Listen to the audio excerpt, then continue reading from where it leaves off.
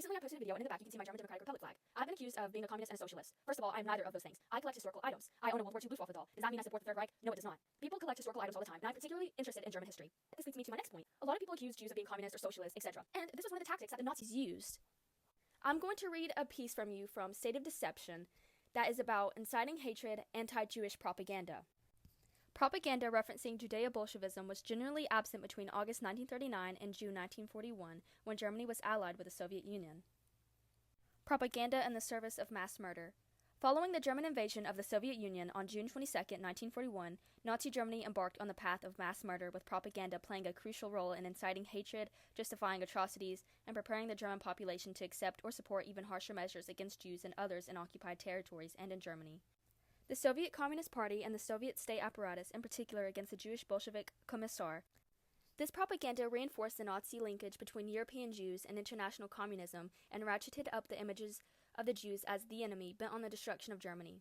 In new materials formulated by the propaganda section of the German armed forces for distribution to the troops ahead of the attack, the text portrayed Bolshevism as the mortal enemy of the German people.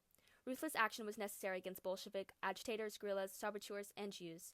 The directives portrayed the conflict as a war of liberation to free the nations of the Soviet Union from the tyranny of Jewish Bolshevik commissars.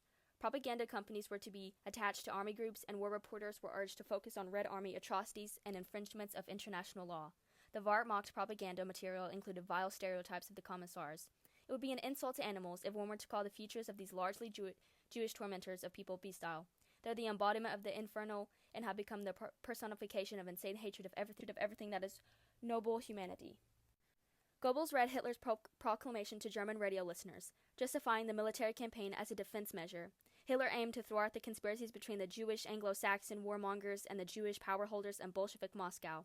He accused Britain once more of pursuing a policy of encirclement against Germany, this time by secretly negotiating with the Soviet Union to create a second front. For its part, the Soviet Union had incited rebellion in the Balkans and encroached on German territory.